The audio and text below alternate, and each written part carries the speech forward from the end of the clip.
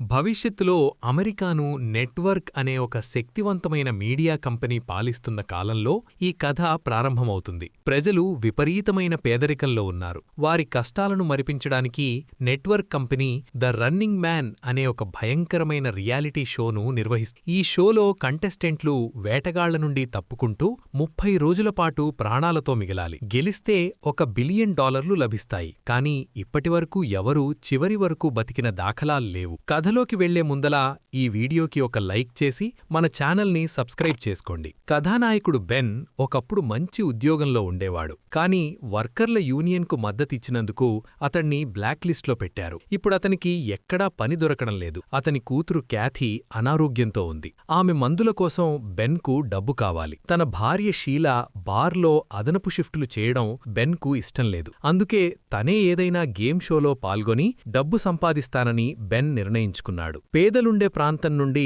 ధనికుల ప్రాంతానికి వెళ్లి network show కోసం వచ్చానని గార్డులకు చెప్పి లోపలికి ప్రవేశించాడు. అక్కడ తనలాగే డబ్బు కోసం వచ్చిన పేదల క్యూ చాలా పొడవుగా ఉంది. వరుసలో ఉన్న ఒక ముసలాయన స్పృహ తప్పి పడిపోతే బెన్ అతనికి సహాయం చేయడానికి వెళ్లాడు. కాని గార్డులు బెన్ను దండించి తిరిగి వరుసలోకి పంపారు. బెన్ ఫైల్లో మాట విననివాడు అనే వార్నింగ్ ఉండటంతో అతనికి పని దొరకడం కష్టమైంది. కోపంతో బెన్ అక్కడున్న స్క్రీన్ను పగలగొట్టాడు. చివరికి అతనికి ఒక బ్రేస్లెట్ ఇచ్చి 6వ నంబర్ ఎలివేటర్ దగ్గరకు పంపారు. అక్కడ అతనికి టిమ్ మరియు జెన్నీ పరిచయమయ్యారు. వారందరికీ శారీరక పరీక్షలు నిర్వహించారు. బెన్ తన బలంతో టిమ్కు చాలా సహాయం చేశాడు. ఒక గార్డ్ బెన్ను కొట్టడానికి ప్రయత్నిస్తే బెన్ ఏమాత్రం భయపడకుండా ఎదురుదాడి చేశాడు. సైకాలజిస్టులు బెన్ను పరీక్షించి ఇతను చాలా కోపస్వభావం కలవాడని గుర్తించారు. చివరికి ఎంపికైన వారికి రంగురంగుల దుస్తులిచ్చారు. బెన్, టిమ్ మరియు జెన్నీలకు వెనకవైపు టార్గెట్ గుర్తు ఉన్న ఎర్రటి దుస్తులిచ్చారు. అంటే వారు ద రన్నింగ్ మ్యాన్ షోకు ఎంపికయ్యారు. బెన్ ఈ షోలో పాల్గొనడం ఇష్టం లేదని ప్రొడ్యూసర్ డాన్తో చెప్పాడు. కానీ డాన్ అతనికి $5,000 బోనసిచ్చి ఆశ చూపించాడు. వేరే షోలలో ఇంత డబ్బు రాదు. రన్నింగ్ మ్యాన్లో నువ్వు ప్రతిరోజూ బ్రతికితే చాలు, బోలెడంత డబ్బు వస్తుంది అని బెన్ను ఒప్పించాడు. బ్లాక్ లిస్ట్లో ఉన్నందున తనకి ఎలాగూ ఉద్యోగం దొరకదని తన కుటుంబం కోసం బెన్ ఆ భయంకరమైన ఒప్పందం మీద సంతకం చేశాడు. ఫ్యామిలీ అలయన్స్ ఏజెంట్ ద్వారా బెన్ కుటుంబానికి రక్షణ కల్పిస్తామని నెట్వర్క్ హామీ ఇచ్చింది. షీలా మరియు క్యాథీని ఒక సురక్షిత ప్రాంతానికి తరలించి వారికి నకిలీ పేర్లు ఇచ్చారు. బెన్ తన కుటుంబాన్ని కలవాలని కోరినా కేవలం ఒక్క ఫోన్ కాల్కు మాత్రమే అనుమతిచ్చారు. నేను రన్నింగ్ మ్యాన్ షోలో పాల్గొంటున్నాను, గెలిచి వస్తాను అని బెన్ తన భార్యకు ధైర్యం చెప్పాడు. ఆ రాత్రి బెన్కు షీలా పంపిన ఒక కవర్ను ఏజెంట్ అందించాడు. అందులో వాళ్ల ఫ్యామిలీ ఫోటో మరియు క్యాథీకి చెందిన ఒక చిన్న సాక్స్ మొజు ఉన్నాయి. అవి తనకి అదృష్టాన్నిస్తాయని బెన్ వాటిని భద్రపరుచుకున్నాడు. మరుసటి రోజు ఉదయం బెన్కు ఒక రన్నింగ్ బ్యాండ్ ఇచ్చారు. అందులో అతను షోలో గడిపే సమయం మరియు సంపాదించే డబ్బు కనిపిస్తాయి. షో ప్రారంభమైంది. హోస్ట్ బాబీ బెన్ను స్టేజ్ మీదకు పిలిచి ప్రేక్షకుల ముందు అబద్ధాలు చెప్పడం మొదలుపెట్టాడు. బెన్ దేశ రహస్యాలను అమ్మే నేరస్తుడని ఏఐతో సృష్టించిన తప్పుడు వీడియోలను స్క్రీన్ మీద చూపించాడు. బెన్ అది అబద్ధమని అరిచినా ఎవరూ వినలేదు. ప్రజలందరూ ఈ షోను నేరస్తులకు శిక్ష వేసే మార్గంగా భావిస్తున్నారు. కాని లోపల ఉన్నది తమ కుటుంబాల కోసం ప్రాణాలు పణంగా పెట్టిన నిస్సహాయులని వారికి తెలియదు. బాబీ బెన్ను చివరి మాటలు అడిగినప్పుడు బెన్ ఎంతో కోపంతో నేను ఖచ్చితంగా బతుకుతాను, తిరిగి వచ్చి ఈ బిల్డింగ్ను తగలబెడతాను అని సవాలు విసిరాడు. షో నియమాలు ఇలా ఉన్నాయి. ప్రతి క్రీడాకారుడికి $10,000 అడ్వాన్స్ ఇస్తారు. వారికి 12 గంటల సమయం ఇస్తారు, హెడ్ స్టార్ట్. అప్పటివరకు ఎవరూ వారిని వేటాడరు. తరువాత 5గురు వేటగాళ్లు రంగంలోకి దిగుతారు. ప్రతిరోజూ కనీసం 10 నిమిషాల వీడియో రికార్డ్ చేసి అర్ధరాత్రిలోపు నిర్ణీత డబ్బాలో వెయ్యాలి. అలా చేయకపోతే డబ్బు ఆగిపోతుంది. కానీ వేట మాత్రం కొనసాగుతుంది. బెన్ అక్కడ్నుండి బయటపడి ఒక టాక్సీ ఎక్కాడు. డ్రైవర్ అతన్ని గుర్తుపట్టి సెల్ఫీ అడగగా బెన్ నిరాకరించాడు. దీంతో డ్రైవర్ కోపంతో మర్యాదగా ఉండు, లేదంటే నీ లొకేషన్ రిపోర్ట్ చేస్తాను, నాకు డబ్బులొస్తాయి అని బెదిరించాడు. బెన్ టాక్సీ దిగి పాత స్నేహితుడు మౌలీ దగ్గరికి వెళ్లాడు. మౌలీ బ్లాక్ మార్కెట్లో నకిలీ ఐడీలు తయారు చేస్తాడు. మొదట భయపడి తిట్టినా క్యాథీ అనారోగ్యం గురించి విని సహాయం చేశాడు. బెన్కు ఒక నకిలీ ఐడీ, గన్ ఇచ్చి అతని రూపురేఖలను మార్చాడు. పేదలు ఉండే ప్రాంతానికి వెళ్లకు, వాళ్లు డబ్బు కోసం నిన్ను పట్టిస్తారు. జనం ఎక్కువగా ఉండే చోట దాక్కో, నువ్వు బతకాలంటే ఈ గేమ్ గెలిచే తీరాలి అని మౌలీ హెచ్చరించాడు. మరుసటి రోజు ఉదయం బెన్ రైల్వే స్టేషన్కు వెళ్లాడు. అక్కడ ప్రతి చోట 3 ప్లేయర్ల పోస్టర్లు అతికించి ఉన్నాయి. బెన్ న్యూయార్క్ టికెట్ కొని రైలెక్కాడు. సరిగ్గా అదే సమయంలో అతని బ్రేస్లెట్ నుండి వేట ప్రారంభమైంది అనే అనౌన్స్మెంట్ వచ్చింది. రైలులో ఒక చిన్న పిల్లాడు బెన్తో మాట్లాడ్డానికి రాగా బెన్ అతడ్ని బెదిరించి పంపేశాడు. కాని ఆ పిల్లాడు కేవలం బెన్ పెట్టుకున్న నకిలీ మీసం ఊడిపోతోందని చెప్పడానికే వచ్చాడు. న్యూయార్క్ చేరుకున్నాక బెన్ ఒక మంచి హోటల్లో గది తీసుకున్నాడు. రిసెప్షనిస్ట్ అతని ఐడీ కార్డులోని ఫోటోను, అతని ముఖాన్ని అనుమానంగా చూశాడు. ఐడీలో మీసం ఉంది, బెన్ ముఖం మీద లేదు. గదిలోకి వెళ్ళాక బెన్ తన అసలు రూపంలోకి వచ్చి తాను నిద్రపోతున్నట్లు వీడియో రికార్డ్ చేసి సాయంత్రం ఆ టేపును బాక్స్లో వేశాడు. అర్ధరాత్రికి అతనికి మొదటి రోజు బోనస్ లభించింది. మరోవైపు వేటగాళ్లు బెన్ స్నేహితుడు మౌలీని పట్టుకుని చిత్రహింసలు పెట్టి బెన్ వాడుతున్న నకిలీ ఐడీ పేరును కక్కించారు. మరుసటి రోజు టీవీలో వేటగాళ్లు మరో ప్లేయర్ టిమ్ను ఎలా వేటాడారో చూపించారు. టిమ్ ఒక షాపులో అమ్మాయితో మాట్లాడుతుండగా హంటర్స్ అతన్ని పట్టపగలే కాల్చి చంపేశారు. ఇది చూసిన బెన్ అప్రమత్తమయ్యాడు.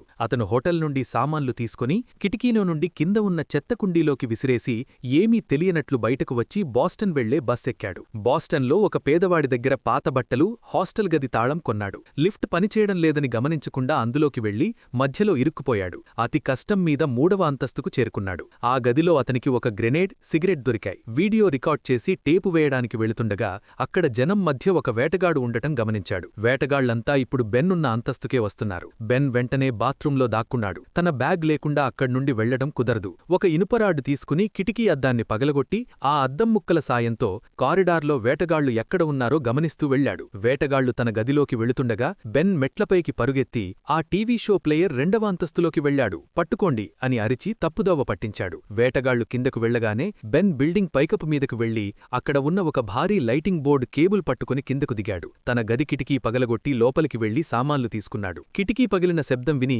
వేటగాళ్లు తిరిగి వచ్చారు. వారు తలుపులపై కాల్పులు జరుపుతుండగా బెన్ కిటికీలో నుండి బయటకు దూకి మరో కేబుల్ పట్టుకున్నాడు. కానీ ఆ సైన్ బోర్డ్ అతని బరువుకు వంగిపోవడమే కాకుండా కింద ఒక వేటగాడు తుపాకీ గురిపెట్టి బెన్ కింద పడటం కోసం ఎదురుచూస్తున్నాడు. బెన్ వెంటనే పక్కనే ఉన్న గది కిటికీ అద్దాన్ని పగలగొట్టి లోపలికి దూరాడు. నెట్వర్క్ కంపెనీ పంపిన డ్రోన్ అతణ్ణి ఇంకా వెంబడిస్తూనే ఉంది. కారిడార్లో బెన్ పరుగెడుతుండగా వేటగాళ్లు కాల్పులు జరిపారు. ఎలాగోలాగా లిఫ్ట్ దగ్గరకు చేరుకున్న బెన్ ఆ డ్రోన్ను పట్టుకుని లిఫ్ట్ కంట్రోల్ ప్యానెల్పై బలంగా కొట్టాడు. దాంతో రికార్డింగ్ ఆగిపోయి లిఫ్ట్ మళ్లీ పనిచేయడం మొదలుపెట్టింది. లాబీలోకి రాగానే ఒక వేటగాడు బెన్ మీద దాడి చేశాడు. బెన్ తన దగ్గర ఉన్న గ్రెనేడ్ తీసి పైన ఉన్న రంధ్రం గుండా విసిరాడు. ఆ పేలుడు ధాటికి లిఫ్ట్ నేరుగా బేస్మెంట్లోకి పడిపోయింది. చీకటిగా ఉన్న బేస్మెంట్లో దారి వెతుక్కోవడానికి బెన్ ఒక మ్యాగజైన్ను ముట్టించి నిప్పురాజాడు. కాని అది కాస్తా ఒక తాటికి అంటుకుని మంటలు వ్యాపించాయి. వేటగాళ్ల నుండి తప్పించుకోవడానికి బెన్ ఫర్నిచర్ అడ్డుపెట్టి డ్రైనేజ్ పైపుల గుండా లోపలికి వెళ్లాడు. వేటగాళ్ల కాల్పుల వల్ల గ్యాస్ పైప్ పేలిపోయి భవనం మొత్తం పేలిపోయింది. మంటల నుండి తప్పించుకోవడానికి బెన్ మురికినీటిలో దూకాడు. భవనం నుండి బయటకు వచ్చిన బెన్కు స్టేసీ అనే అబ్బాయి కలిశాడు. స్టేసీ బెన్కు సహాయం చేస్తానని చెప్పి తన అన్నయ్య బ్రాడ్ దగ్గరకు తీసుకెళ్లాడు. బ్రాడ్ నెట్వర్క్ కంపెనీకి వ్యతిరేకి. అతను బెన్కు ఆహారమిచ్చాడు గాని డబ్బులు తీసుకోవడానికి నిరాకరించాడు. బ్రాడ్ తన రహస్య గదిని చూపించి తాను రన్నింగ్ మ్యాన్ ఎపిసోడ్లను విశ్లేషించి ఆన్లైన్లో పెడతానని చెప్పాడు. అక్కడ ఉన్నంతకాలం బెన్ సురక్షితంగా ఉండవచ్చని హామీ ఇచ్చాడు. ఆ ప్రాంతంలోని ప్రజల పట్ల ప్రభుత్వం ఎంత క్రూరంగా వ్యవహరిస్తోందో తెలుసుకున్న బెన్ కోపంతో ఒక వీడియో రికార్డ్ చేశాడు. ప్రభుత్వం మీ పిల్లల ప్రాణాలతో ఆడుకుంటోంది, పాలకులెవరి గురించి చింతలేదు అని అందులో హెచ్చరించాడు. అయితే హోస్ట్ బాబీ ఆ వీడియోను తెలివిగా ఎడిట్ చేసి పేద పిల్లలను బెన్ అవమానిస్తున్నట్లుగా టీవీలో ప్రసారం చేశాడు. ఇది చూసిన బ్రాడ్ తల్లి ఆగ్రహంతో బెన్ను ఇంటి నుండి గెంటేసింది. అయినా స్టేసీ మరియు బ్రాడ్ అతనికి సహాయం చేయడానికి సిద్ధమయ్యారు. బెన్ను కారు డిక్కీలో దాచి తీసుకెళ్తుండగా 2 బైకర్లు వారిపై దాడి చేశారు. బెన్ డిక్కీలో నుండే ఒక ఇనుప పరికరాన్ని బైకర్ ముఖం మీదకు విసిరి అతన్ని కింద పడేశాడు. బ్రాడ్ తన కారుతో ఆ బైకర్లను తొక్కిస్తూ ముందుకు సాగాడు. చివరికి బ్రాడ్ నగరం వెలుపల బెన్ను వదిలిస్తూ ఒక తుపాకీ మరియు తన స్నేహితుడు ఎల్టన్ చిరునామాను ఇచ్చాడు. కొంత దూరం రైలు ప్రయాణం చేసిన తర్వాత బెన్ మరొక హోటల్లో దాక్కున్నాడు. అక్కడ అతను తన పాత వీడియోలను నెట్వర్క్ ఎంత దారుణంగా ఎడిట్ చేస్తోందో టీవీలో చూశాడు. అందుకే ఈసారి తెలివిగా తాను కేవలం ఒక పుస్తకం చదువుతున్నట్లు వీడియో రికార్డ్ చేశాడు. అదే సమయంలో టీవీలో జెన్నీ వీడియోను చూపించారు. ఆమె ఒక క్లబ్లో పార్టీ చేసుకుంటున్నట్లు కనిపించింది. కాని కొద్దిసేపటికే ఆమె ఒక క్యాసినోలో పట్టుబడింది. బెన్ తన వేషం మార్చుకొని వీడియో టేపును బాక్స్లో వేయడానికి వెళ్లాడు. కాని అక్కడ ఒక మెయిల్ మ్యాన్ బెన్నును అనుమానించి అతని ముఖం దగ్గరకు వచ్చి రహస్యంగా వీడియో రికార్డ్ చేశాడు. బెన్ అతడిని కొట్టి టేపును బాక్స్లో వేసి పారిపోయాడు. మెయిల్ మ్యాన్ కాల్పులు జరిపినా బెన్ తప్పించుకొని ఒక కాలు కుంటుతున్నట్లు నటిస్తూ జనం మధ్య కలిసిపోయాడు. చివరికి బెన్ ఎల్టన్ అనే యువకుడిని కలిశాడు. ఎల్టన్ తన తల్లితో కలిసి నివసిస్తున్నాడు. ఆమె మానసిక స్థితి సరిగ్గా లేదు. ఎల్టన్ తండ్రి ఒకప్పుడు పోలీసాఫీసర్, కానీ వ్యవస్థలోని అవినీతిని ప్రశ్నించినందుకు అతని సహోద్యోగులే అతడిని చంపేశారు. అప్పటినుండి ఎల్టన్ ప్రభుత్వంపై తిరుగుబాటు చేస్తున్నాడు. అతను నెట్వర్కుకు వ్యతిరేకంగా కరపత్రాలు ప్రింట్ చేస్తున్నాడు.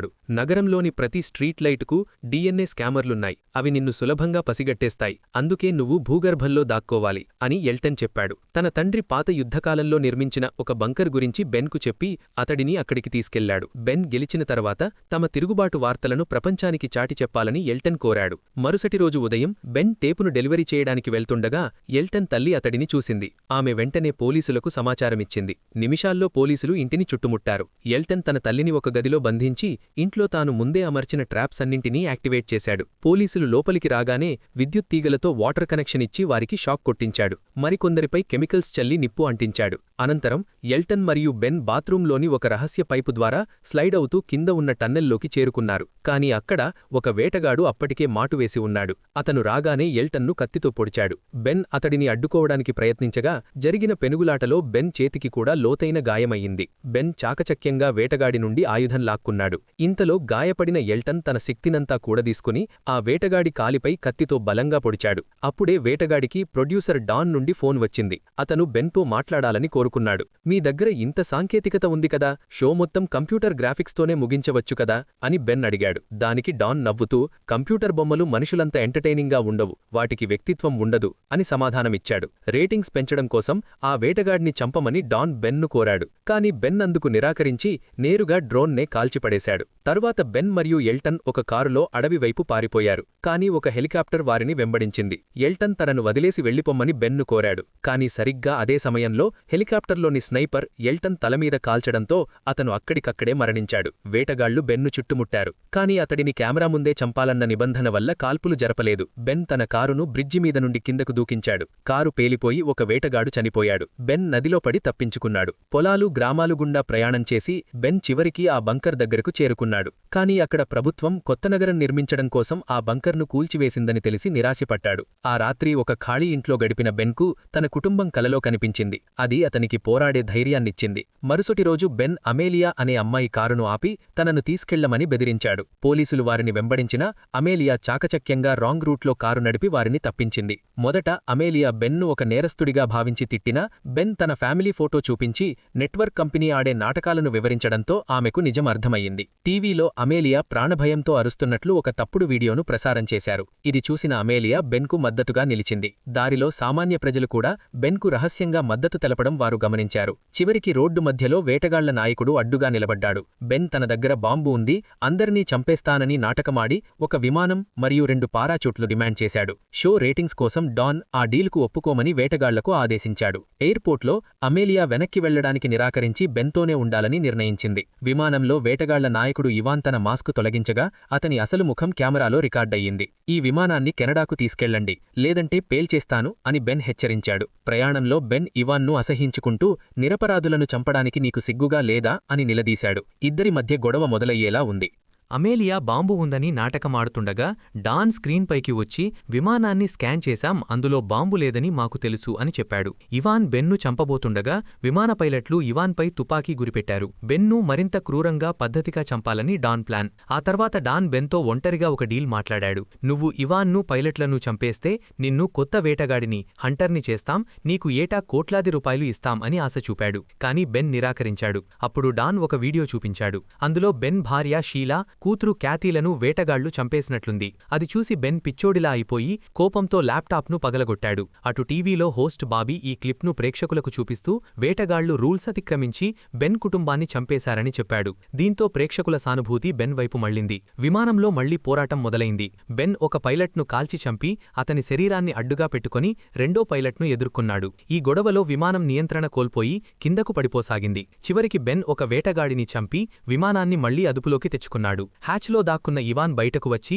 బెన్ పొట్టలో గాజు ముక్కతో పొడిచాడు. నేను కూడా ఒకప్పుడు ప్లేయర్నే, 29 రోజులు బ్రతికినందుకు నన్ను హంటర్ను చేశారు. నీకు చూపించిన వీడియోలు అబద్ధం కావచ్చు, నెట్వర్క్ ఏదైనా చేస్తుంది అని ఇవాన్ చెప్పాడు. విమానం కిటికీ పగలడంతో గాలి ఒత్తిడికి విమానం కిందకు దూసుకుపోయింది. బెన్ తన తెలివితేటలతో ఇవాన్ను చంపేసి అమేలియాకు తిరుగుబాటు కరపత్రాలున్న బ్యాగ్ ఇచ్చి పారాచూట్ సాయంతో ఆమెను బయటకు పంపాడు. డ్రోన్లు ఆమెను వెంబడించగా ఆమె ఆ కరపత్రాలను గాలిలో వదిలేసింది. అటు టీవీలో బెన్ కొత్త వేటగాడు అయ్యాడని డాన్ అబద్ధం చెప్పాడు. కానీ బెన్ కెమెరా ముందుకు వచ్చి ఈ నెట్వర్క్ మనల్ని బానిసలుగా చేస్తోంది, దీనిని చూడడం మానేయండి, తిరగబడండి అని పిలుపునిచ్చాడు. వెంటనే డాన్ సిగ్నల్ కట్ చేసి బెన్ విమానాన్ని జనం మీదకు పడేస్తున్నట్లు ఎడిట్ చేసి చూపించాడు. విమానం స్టేషన్ దగ్గర పేలిపోయినట్లు టీవీలో కనిపించింది. కొంతకాలం తర్వాత బ్రాడ్ ఆ ఎపిసోడ్ను విశ్లేషించి అందులో చాలా తప్పులున్నాయని, బెన్ చనిపోలేదని నిరూపించాడు. విమానం బ్లాక్ బాక్స్ లీక్ అవ్వడంతో బెన్నిచ్చిన అసలు స్పీచ్ బయటకు వచ్చింది. ప్రజలందరూ నెట్వర్క్పై తిరుగుబాటు చేశారు. విమానంలో ఆటో ఎజెక్ట్ సీట్ లేకపోవడాన్ని బట్టి